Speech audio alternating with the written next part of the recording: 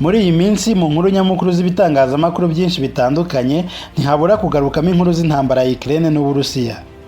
Ubu noneho iyi ntambara yamaze kugera ku rundi rwego kuko Uburusiya bwitabaje umujenerali uteye ubwoba ushobora gusenya isi yose akayihindura umuyonga mu kanya nk'ako guhumbya, kubera ko we azwiho gusenya bihambaye ndetse igihe cyose aba yiteguye gukoresha intwari iremereye afite mu bubiko.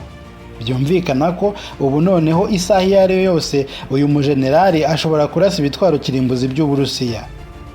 Iyo uvuze Uburusiya buri gihe ahita humvikana kizigenza Vladmir Putin Perezida wabwo. Uyu munsi rero ntabwo tugiye kuvuga ku ntambara ya Ukraine n'Uburusiya, ahubwo tugiye kurebera hamwe ni muntu ki Putin waba ugiye gukoreshwa n'Imana Data mu kugeza isi yayo ku mperuka. Ese Putin ni ibiki bimutera kwitwara kuriya yitwara? Kora subscribe hanyuma mu kanya gato cyane ndaje nkubwire Putin uwo ari we n'ibimutera kwigira biriya byose yigira. Njyewe nitwa Leonce Kwizera, mbahaye ikaze.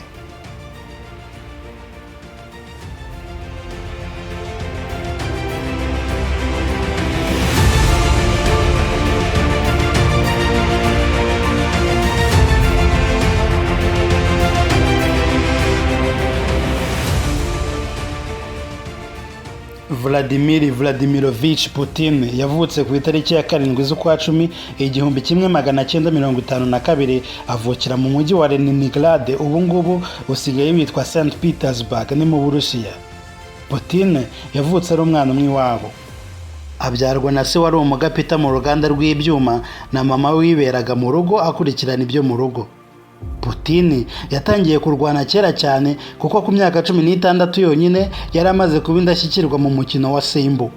Sembo wari umukino wo mu Burusiya aho bafataga judo bakayivanga n'umukino wo gukirana bimwe bita wrestling.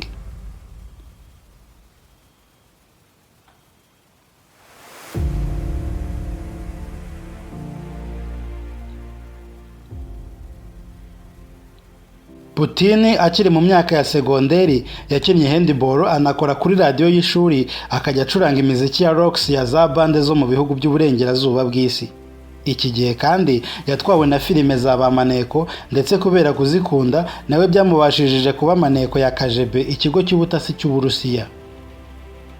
Mu mashuri makuru Putin yize amategeko muri kaminuza ya Leningrad, akaba yari afite umwarimu wihariye witwaga Anatoly Alexandrovich Sobchak. Uyu akaba atari umuntu woroshye kuko ari mu bantu b'ingenzi cyane banditse itegeko nshinga ry'Uburusiya. Uyu yigishije Perezida Vladimir Putin ndetse na Dmitry Medvedev, nawe akaba yarigeze kuba perezida w'Uburusiya kuva mu 2008 kugera mu 2012. Akaba na minisitiri w'intebe w'Uburusiya kuva mu 2012 kugera mu 2020.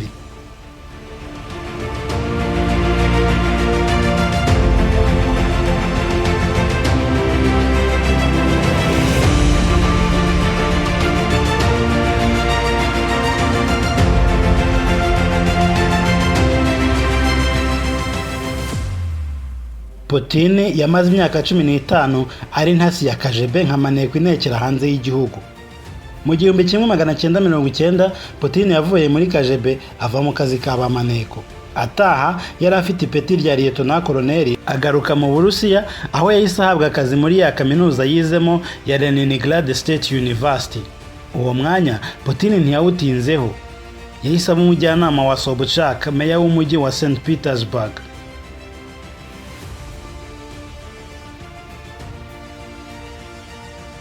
Mu 1994 kubera ubuhanga n'ubushobozi uyu meya w'umujyi yabonaga muri Putin, yahise amugira umuyobozi w'umujyi wungirije. Kuzamuka mu ntera kwa Putin byagiye byihuta. Mu 1996 Putin yerekeje muri Moscow agiye gukora muri Perezidanse y'Uburusiya. Bidatinze mu kwa 7 1998 Perezida Boris Yeltsin yagize Putin umuyobozi wa Federal Security Services FSB. Ibyo nabyo Putin ntabwo yabitinzemo kuko mu 1999 Perezida Boris Yeltsin yahise agira Putin minisitiri w'intebe. Nyuma yo gukomeza kuzamuka umujugujugu gutyo, nta kindi cyari gisigaye uretse kwicara ku ntebe isumba izindi mu Burusiya bwose, akaba perezida w'Uburusiya.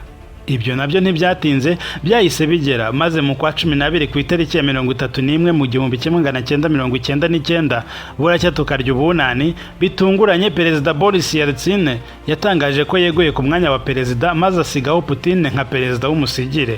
Maze Putin asezeranya rubanda ko agiye kongera kubaka Uburusiya bwariho burindimuka akabugira bushya.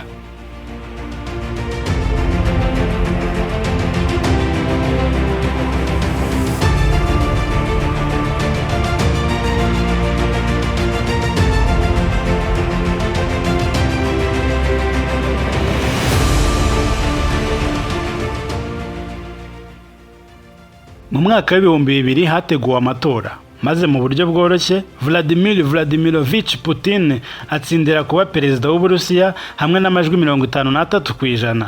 Nawe yahise asezeranya rubanda kurangiza ibya ruswa yari yaramunze igihugu ndetse no kongera kubaka ubukungu bw'Uburusiya. Putin akigera ku butegetsi yahise akora impinduka zihuse mu butegetsi, aho yafashe uturere 89 twari tugize igihugu akaduhinduramo uturere 7 twonyine.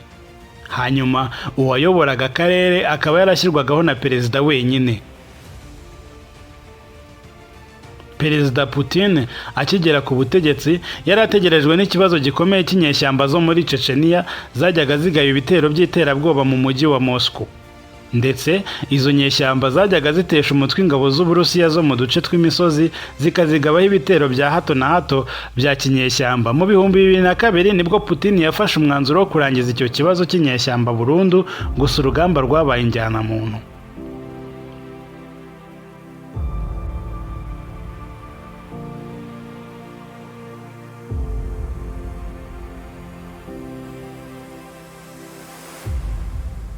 Kuva icyo gihe Putin yagiye aba perezida ndetse ubundi akaba na minisitiri w'intebe kugera uyu munsi ari perezida. Mu gitabo The Political Personality of Russian Federation President Vladimir Putin cya Aubrey Milman muri St. John's University bagaragaza ko Putin ari umuntu uhorana akayihayoho ko gushaka kwagura ahantu hose ari, akaba adashobora kwemera gutuza ngo agumane ahantu runaka afite, ngo ahora ashaka uburyo yahongera. Ndetse kandi muri iki gitabo bakomeza bagaragaza ko ngo Perezida Putin ari umuntu utagira amarangamutima, ngo ntashobora kwishyira mu mwanya w'abandi ngo yiyumve nk'uko bari kwiyumva, ngo wenda abe yaterwa agahinda n'umuntu runaka wabuze umwana we. Ikindi kandi muri iki gitabo bakomeza bagaragaza ko mu buryo karemano Putin agorwa cyane no kubaka ubushuti mu bantu, ngo abe yarema urukundo mu bantu yisanzemo mu buryo bworoshye, ibyo bita lack of congeniality. Putin kandi ngo byagaragaye ko ari umuntu wiyemera aho yaba ari hose, ngo akumva ko ari uri hejuru ya bose, mbega ari uyoboye aho yaba ari hose. Hanyuma kandi ngo Putin ntabwo ari umuntu woroherwa no guhindura umupango ngo ave kuri umwe ajye ku wundi mu gihe ibyo yapanze byaba bitarimo gukunda neza cyangwa bitari kugenda neza nk'uko yabiteganyaga. Putin kandi ngo burya ni umuntu uba witeguye kwirengera ingaruka z'ibyo yishoyemo uko zaba zingana kose.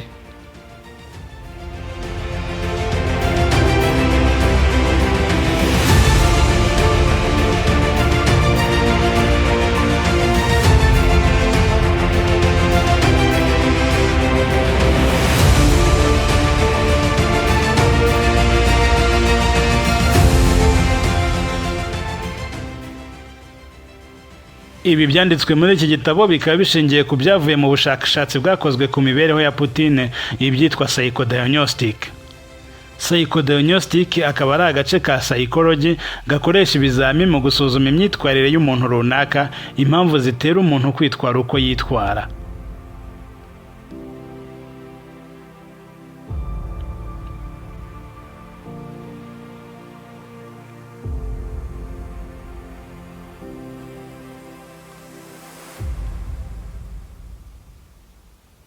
Ahagana mu 1980 nibwo Putin yasezeranye n'umugore we Lyudmila Shkrebneva wari umwarimu w'igifaransa n'icyongereza. Putin afite abana babiri b'abakobwa yemera, Maria na Katerina, ariko bivugwa ko ngo yaba afite abandi bana atemera. Mu kwa 11 2013 nibwo Putin yahawe umukandara w'umukara muri taekwondo uherekejwe na kimono, umwambaro wo gukinana.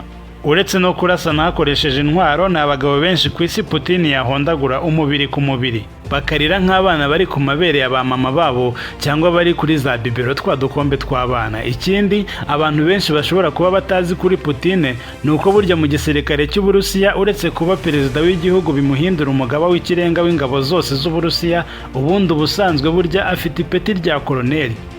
Yitwa Vladmir Vladimirovich Putin, akaba perezida w'Uburusiya. Nanjye nkitwa Leonce Kwizera, nkaba ndi owner nkaba na CEO wa Kwizera Leonce Official.